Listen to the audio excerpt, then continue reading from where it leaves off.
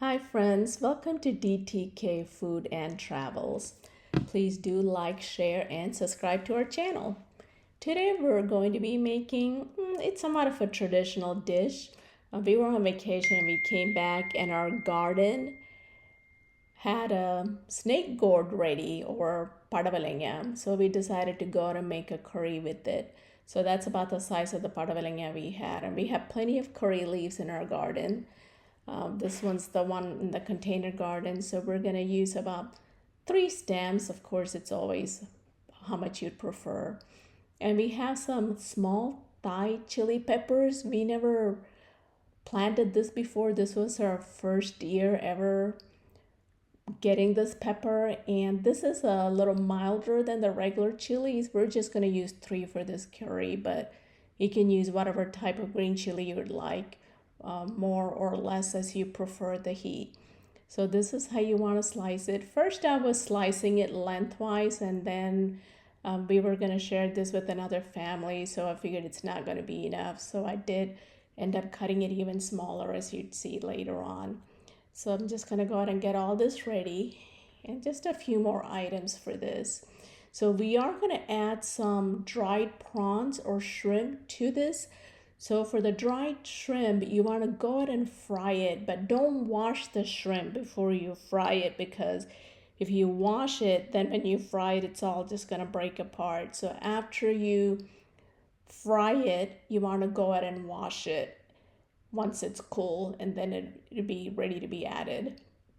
So next, we're going to go ahead and get the theeyal part ready. So for this, you're gonna need 1.5 cups of grated coconut that you're gonna toast till it's brown. So you can put the heat on high, because you're gonna need to stand there or sit close to the stove and just move it around, because if you leave it alone, it's obviously gonna burn. So this took a little bit of time. So once it's toasted like that, that's about how you want it.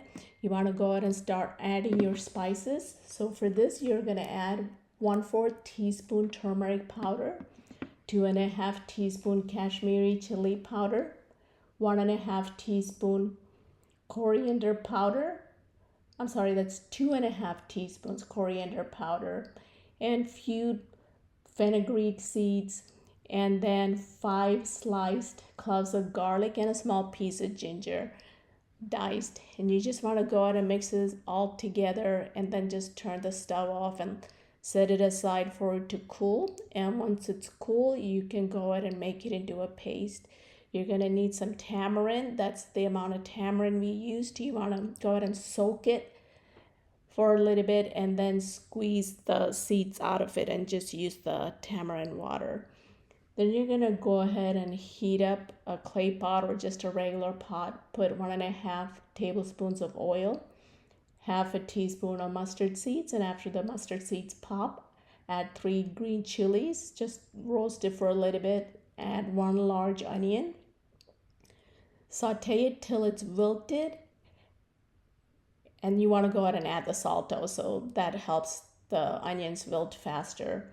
Then you add the snake gourds or the padavalanga. See, that's the size I ended up slicing it, a little bit smaller than I had originally meant to slice.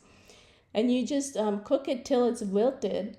And we did add 3 curry leaves. And after it's wilted, you want to go ahead and add your toasted coconut paste. Add water as needed, because it does get thicker as it sits. And then at the end, add the turmeric water. Let it boil for 10 to 15 minutes, and your curry is ready. That's how it looked, and we had it with rice that day, and it was so yummy. I hope all of you will try it. Full recipe is in the description of the video. Thanks for watching.